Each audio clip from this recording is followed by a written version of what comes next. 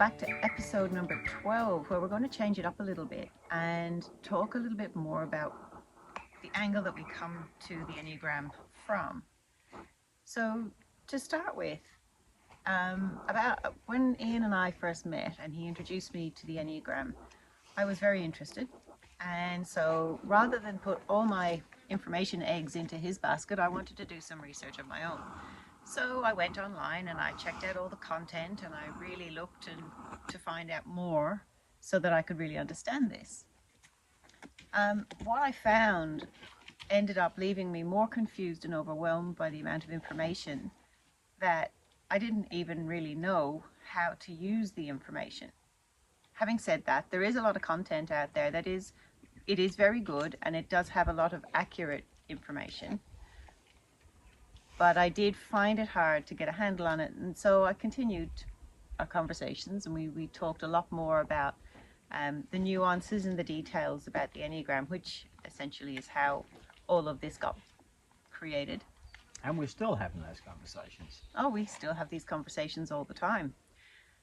And so to tie in with our channel name changing, so we've changed the name now to ENRG Perspective, the ENRG, which is Energize, Nourish, Restore, Grow. So that's our brand. And then perspective is because, well, I think our perspective is a little clearer in, first of all, understanding the Enneagram, and second of all, actually using it to its best capacity.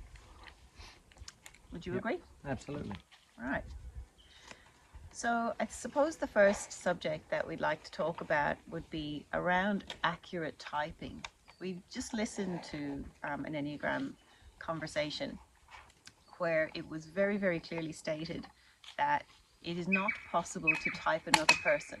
You can only type yourself, because only you know your internal motivations. What do you think about that? Well, in an ideal world, that would be true, except for we don't live in an ideal world. So our perception of ourselves may not be exactly the same as what other people's perception of us is.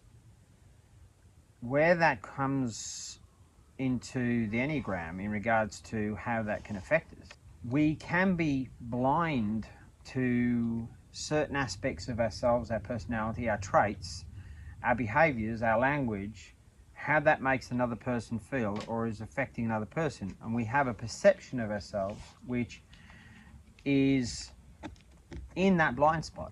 So when a person is looking for what type they might be, and they answer questions, do an online test, a questionnaire, they are answering those questions, they believe truthfully, from their viewpoint. But if they had a close friend sitting with them doing it, they might say, actually, no, that's not accurate. You might like to believe that this is how you are, but that's not how you really are. So this is why a person typing themselves is typing themselves through their blind spots. Right. Whereas a person, a third party outside of themselves that understands the framework accurately can actually discern what's being said and where that comes from. Right. And so, as we've mentioned before, there can often be lots of different, or the same behavior from lots of different types, and the trick is to work out the motivation and the drive behind the behavior. Yeah, the drives, and is what I generally term them as.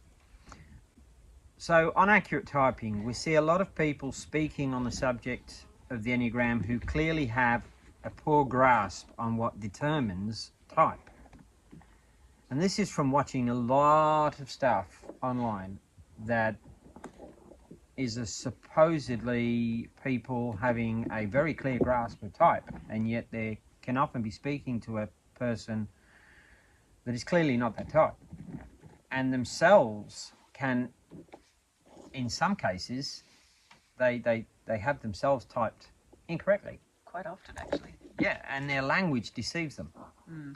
So if you intend to use the Enneagram as a framework to understand yourself or others, it is essential that you correctly identify your type. Coaches that are attempting to help individuals using the framework need to know exactly what type those individuals are.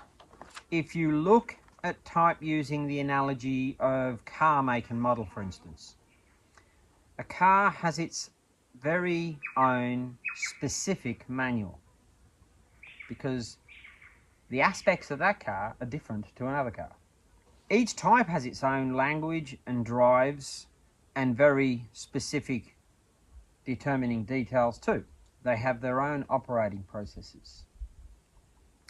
The wrong manual will make no sense and can create its own new set of problems. Not only does a new person to the framework have to learn why they think, feel, or function the way they do, they also need to know what to do in order to deal with it. So, in order to cope with their personality type and what it creates for them, and ultimately handle those drives, the motivations, where this comes from, and then, as a result of that, move towards growth. The wrong advice or strategies, i.e. the wrong manual being used, or the wrong language, will make it hard to make sense and even compound any coping issues because they will not have the drives to implement the new change or understanding. Especially if they've been typed incorrectly, they'll be using the language and the drives of a different type, which will make no sense to that person. And in some cases, it'll have them feeling doubly confused or inadequate or further stressed. As with any method of coaching or counselling, great care should be taken to use accurate tools to assist each individual to learn and grow into a full and healthy expression of themselves. The Enneagram is a very specific tool to type. This needs to be established correctly first. So the Enneagram is a tool that very specifically identifies type.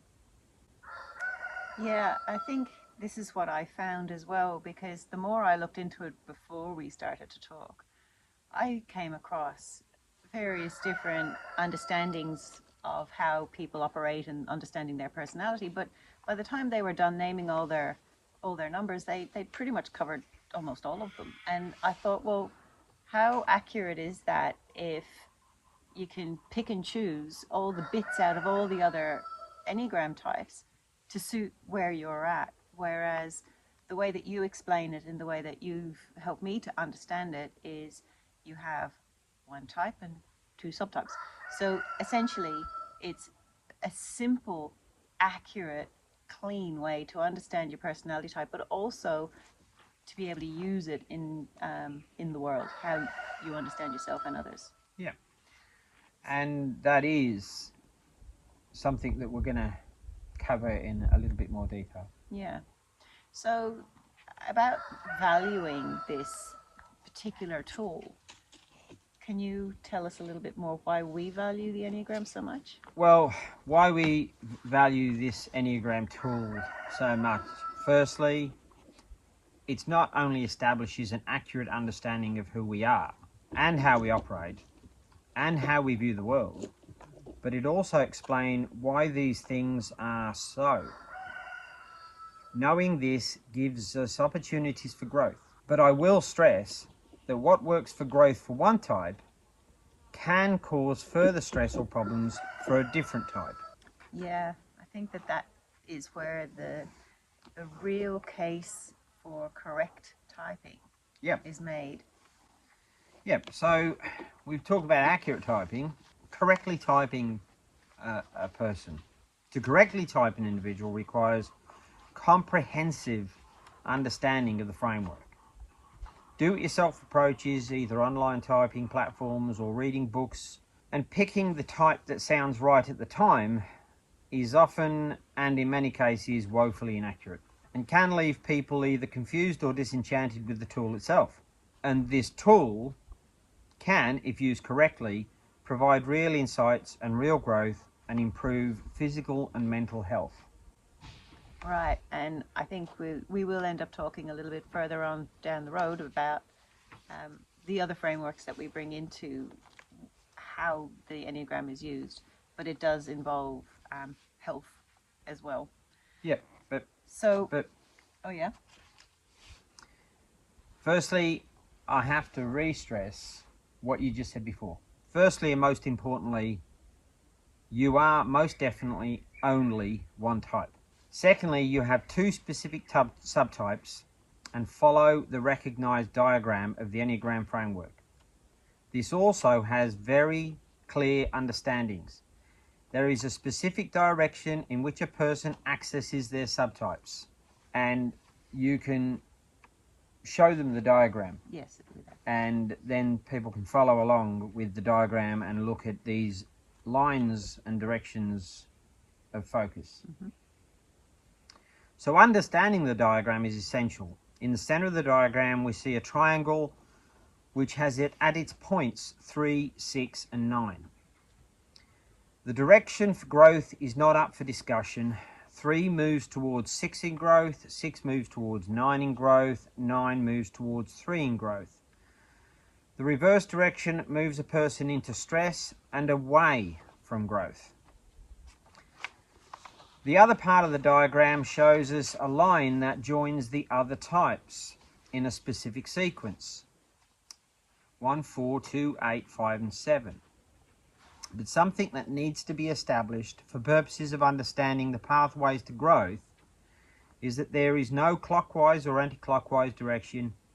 The pattern for growth starting from 1 goes 1, 7, 5, 8, 2, 4, back to 1. And most representations of the diagram also show the direction with arrows to make this clear. In the other direction, 1, 4, 2, 8, 5, 7, 1 goes to 4 in stress, 4 goes to 2 in stress, and so forth. Incidentally, this sequence of numbers occurs elsewhere, something intriguing and mysterious.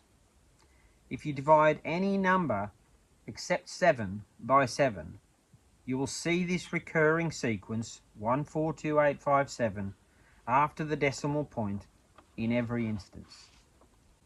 Pretty incredible. It is. Why? Well, why this is we don't know. Why does an ancient personality framework, and this does have ancient roots, it's popped up in history way back to the ancient Greek philosophers. So why does an ancient personality framework have a sequence that shows up in mathematics every time? And even the 369 has shown up in many ancient texts, sacred geometry, science, electrical field work. Also, very intriguing to say the least. There is power in this framework. Yeah, I think there is, and it may not even be all known at this stage, but there is definitely power in it. So you were saying to follow the numbers 1, 4, 2, 8, 5, 7. Yep. So when people, other Enneagram channels, other Enneagram information, they talk about wings. So they're talking about numbers on either side. What's that all about, and why do we not really talk about it? Well, firstly, there's a lot of references to wings. And in many descriptions of the Enneagram model by various different people, you see this. However, I believe too much emphasis is put on this understanding. There is nothing that is described by a connection to a wing that can't be explained by understanding your type and subtypes fully. Right.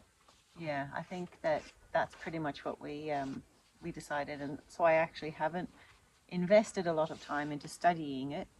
So, if there is anybody out there that has a lot more value on wings, we'd be interested to hear.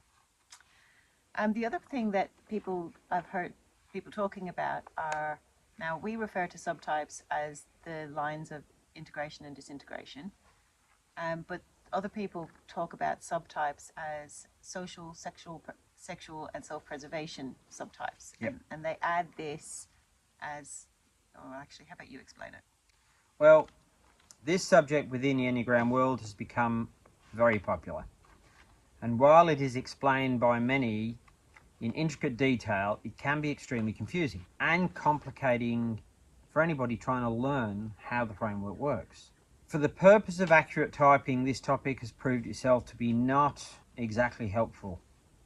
Social, sexual, and self-preservation are described as biological drives or focuses. And again, an intricate understanding of a person's type and stress and security subtypes can, along with an understanding of an individual's personal journey, what got them to that place in life and what have they experienced, can and does itself prove to be a more accurate and less complicated typing method.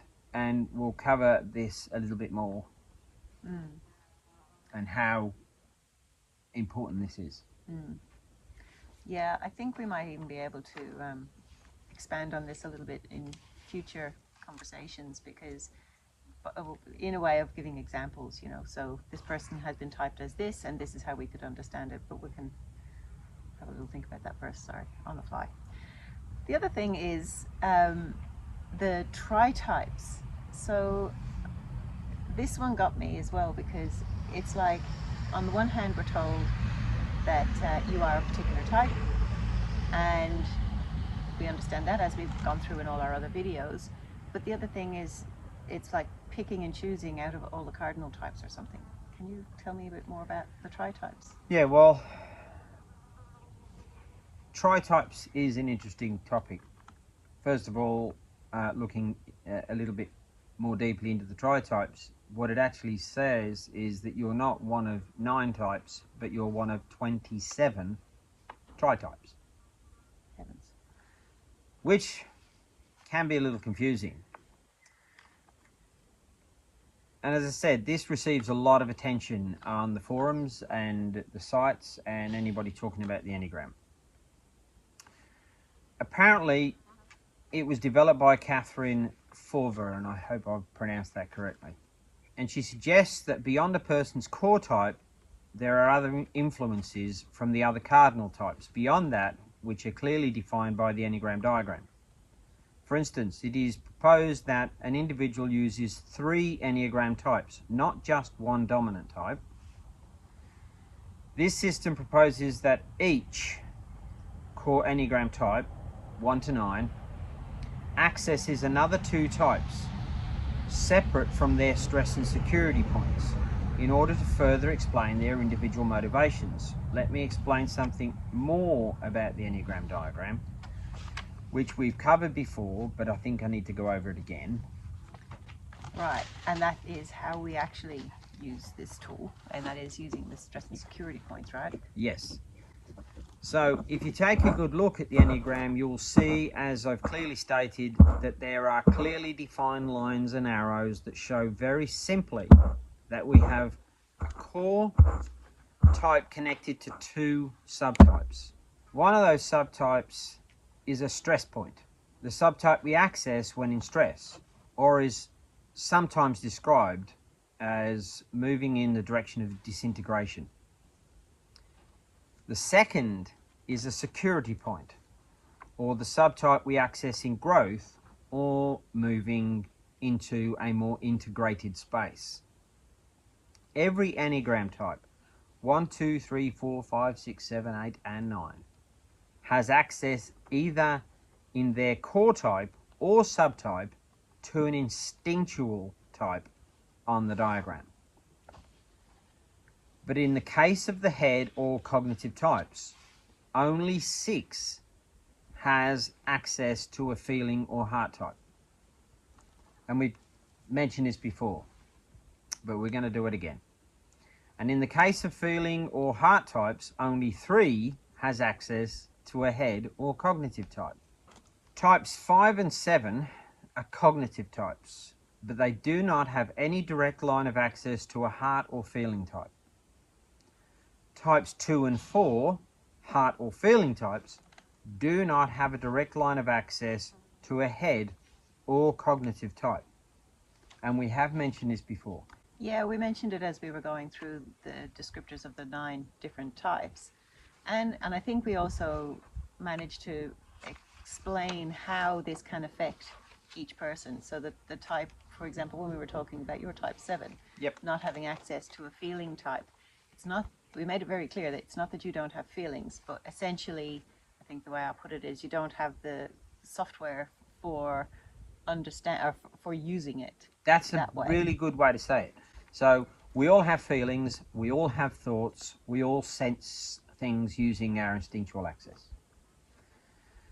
Everybody has that instinctual access, and therefore everybody can use tools that they have access to. So everybody has thoughts. 2 and 4 don't have access to a tool-equipped subtype for cognition. They have thoughts, but to cope with the thoughts, they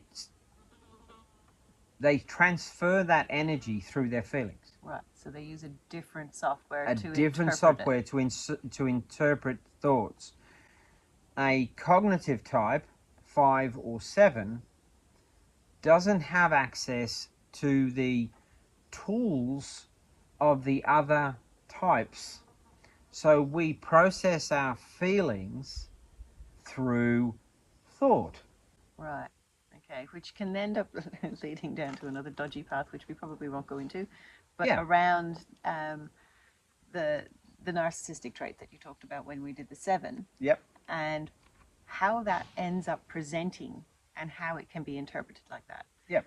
So I suppose then, given that particular angle,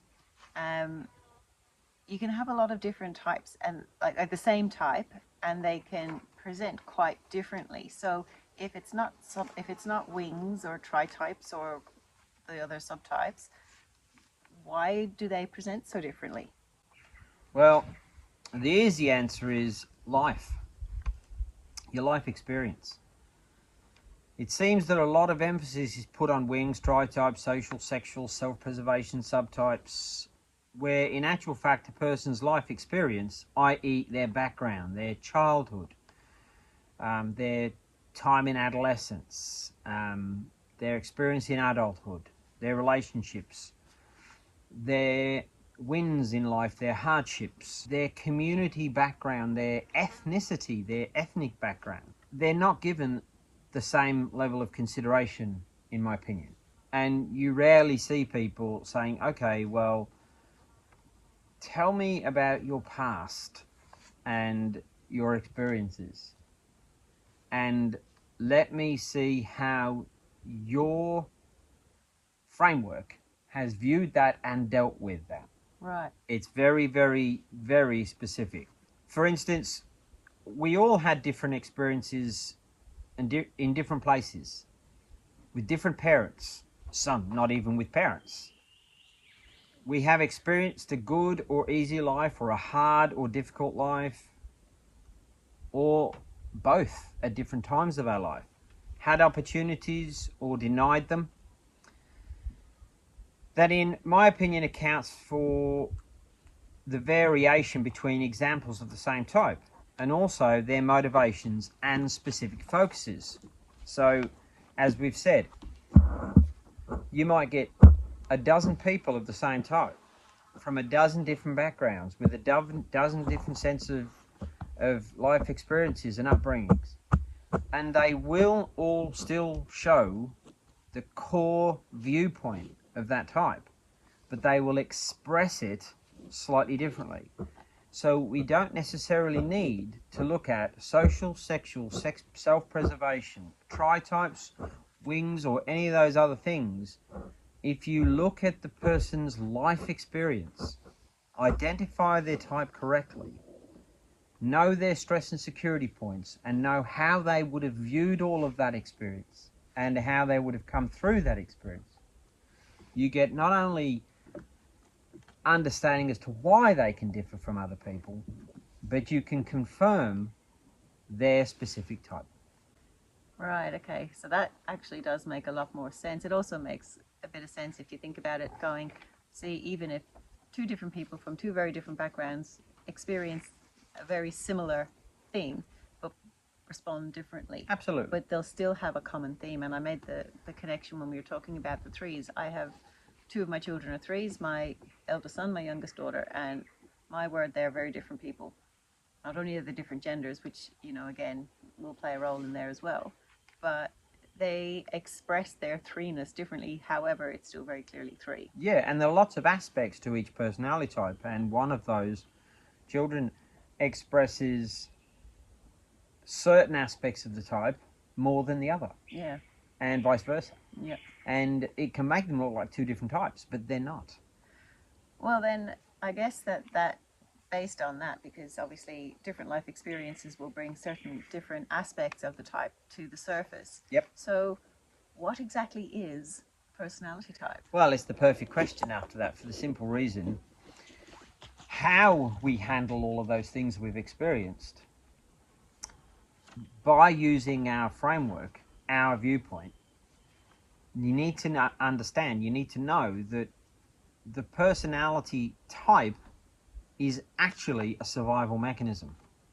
It's what helps you survive all of life's experiences and all of the things that either challenge you or reward you. You handle that process through the viewpoint or the spectacles of survival.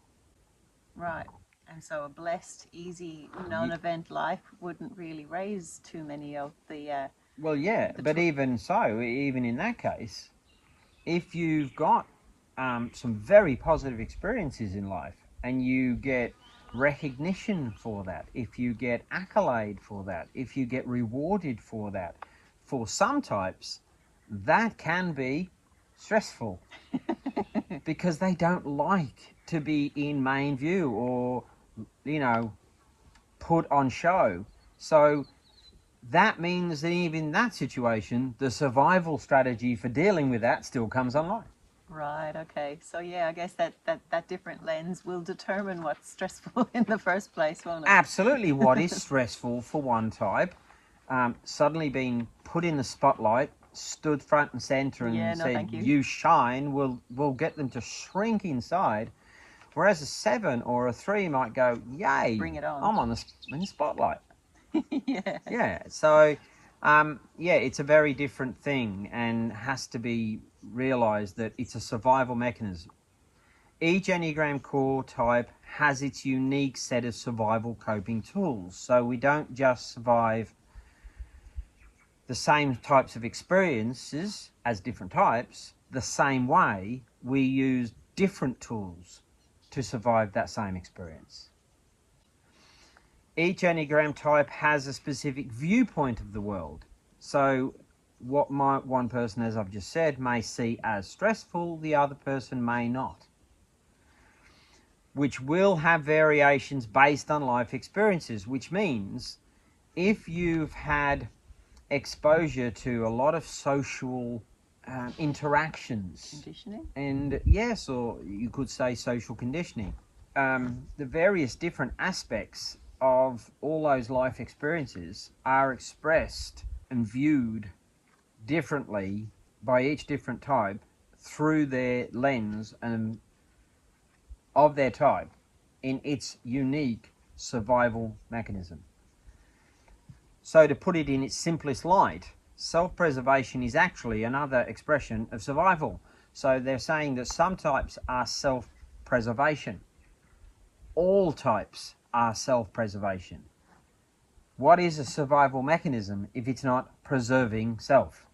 This does make sense. Right. Yes. So it can't be stressed enough that this is a survival mechanism. This is our way of handling the world. Sexual subtype, okay, or one-on-one interaction is how it's described, is an expression of our life experiences through any of those particular personality type lenses. So again, it depends on your exposure or lack of exposure, or good exposure or bad exposure to one-on-one interactions or social one-on-one interactions. That will give you your motivations, drives, and focus points.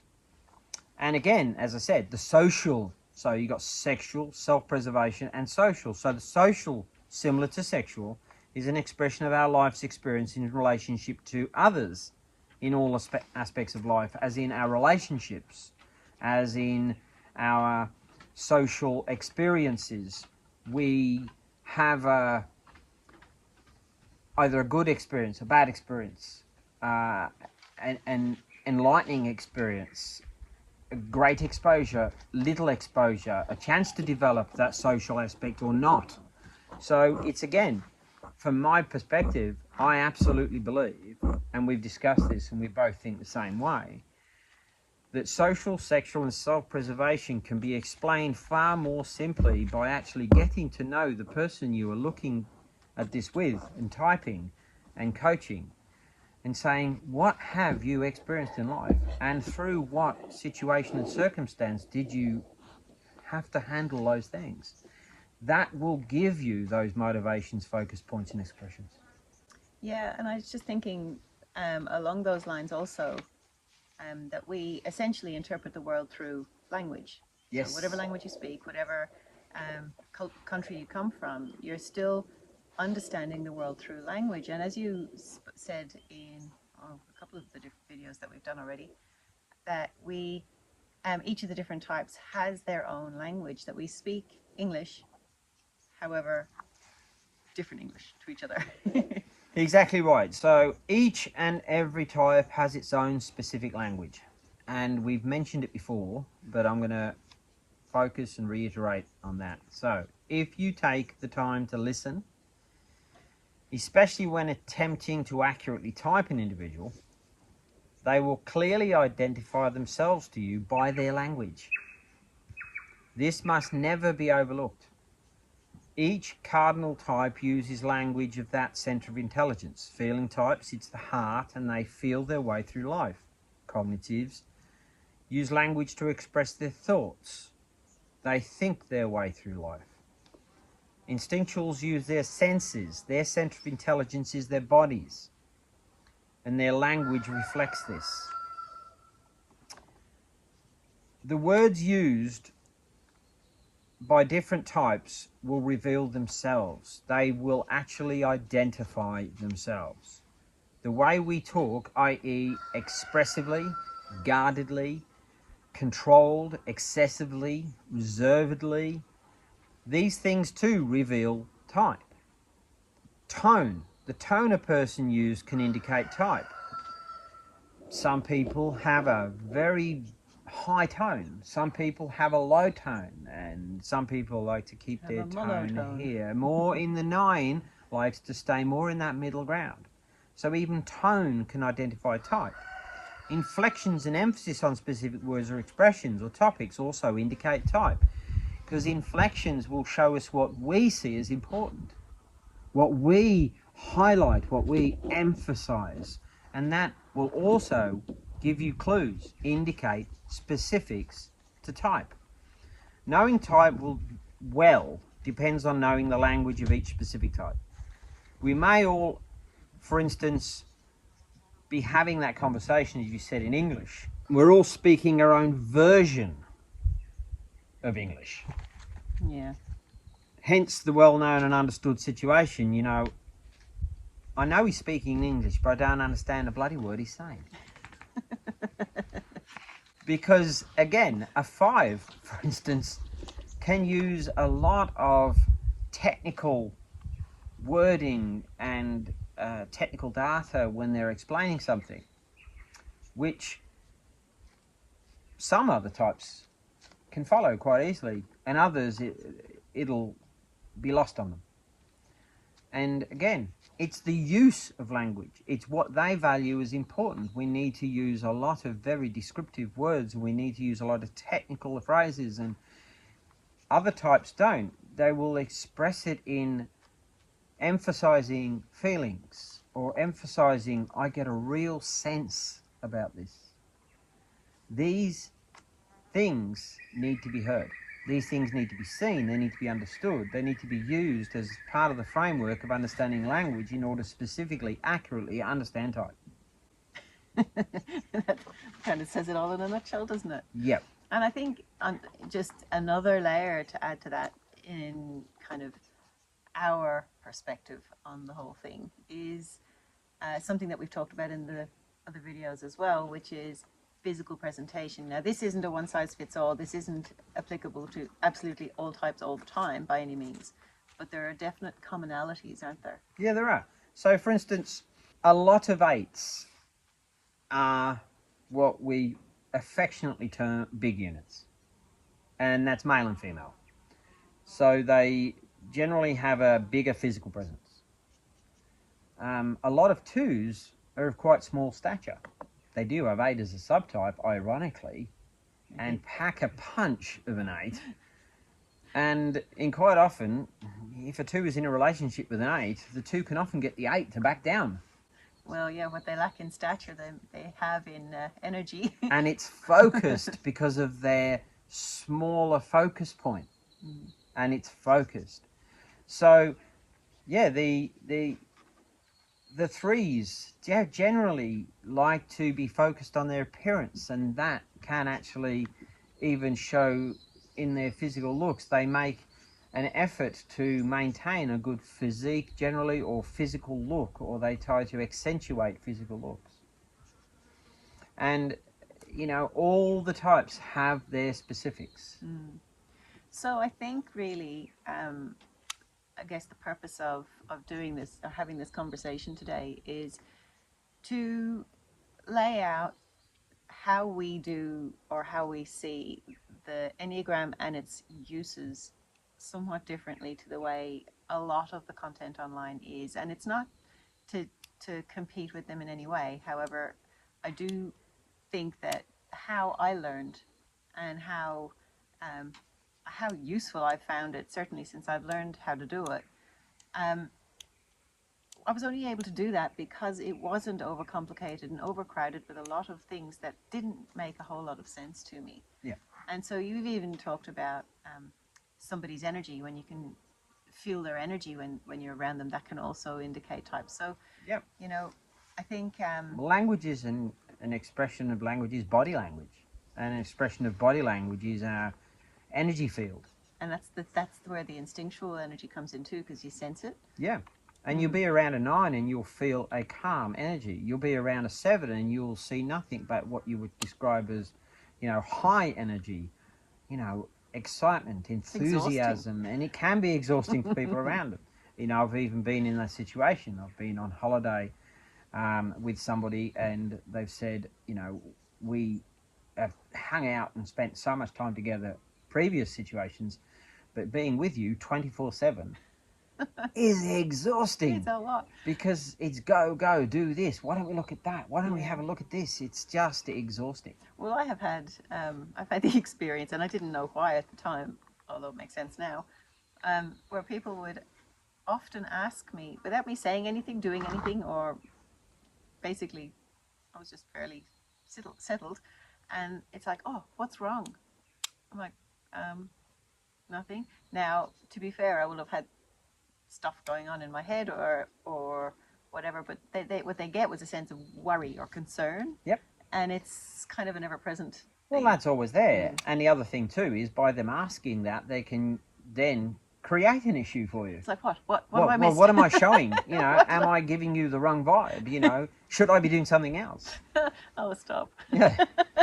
So I will stress that our point of focus here is on keeping it simple. Our point of focus on this is making it easily accessible and easily understood for anybody that wants to look at this.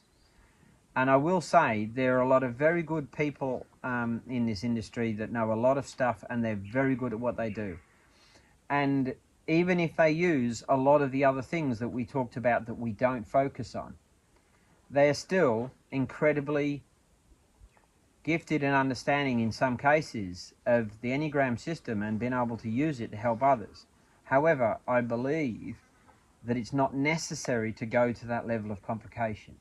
Well, on that note, if this video happens to cross paths with anybody who talks about the Enneagram on YouTube, we would absolutely love to have a conversation with you to talk about this. Absolutely. And to either learn something new ourselves or even share something that may not be known. So Absolutely. please feel free to reach out. Our email will be in the description. Well, if you're not learning, if you're not continuing to learn every single day of your life, you have basically stopped. Well, you don't want that either. And we don't do that. No. So, also, please, if you have any questions on this, contact us. If you want to understand this, question us. Yeah. Talk to us. If you want to know what type you are, contact us. Well, even if you think you've already worked out your type, but some things just don't seem to fit quite as well into the descriptions, reach out. I can show you why. Basically, yeah. Yeah. And, you know, I think that's pretty much sums up everything that we wanted to say for today. But for future, I think we're planning on a video for next week to talk a little bit more about what we have in mind plan-wise. So not only in the realm of personality typing, but also a few other things that we will share on the next video, I hope, because I'm still figuring it out. That's the plan. So I hope some of that was useful, and I hope that you'll continue on our journey with us as we figure out some more stuff and bring some more things and information to you. So as we said, feel free to contact us, and we will see you again next week. Well, I hope you enjoyed that conversation as much as we did. I have to say that we do actually have these conversations a lot, and we do also still check in on other Enneagram content. So yeah, anyway, I probably could have mentioned in that last section about the books that I have on Amazon. I've mentioned them at the end of each video. So that there's The Healing Compass by Jen Martin, and there's 2 books so far. I'm currently writing the 3rd, but YouTube seems to be consuming an awful lot of my time these days, so hopefully get back to that one soon. So until next week, when, as I mentioned before, we will be talking about our future plan and where we would like to take this. I think we're also going to spend a little bit more time talking about us. As you can see, we like to record outside. We live in a forest. It's very beautiful. It's much prettier than inside. So depending on the weather, we would like to continue to do that. But we'll explain a little bit more about us and how we live and all the rest of it, and a bit of our background. So I hope you will join us for that. And until then, we'll see you next time.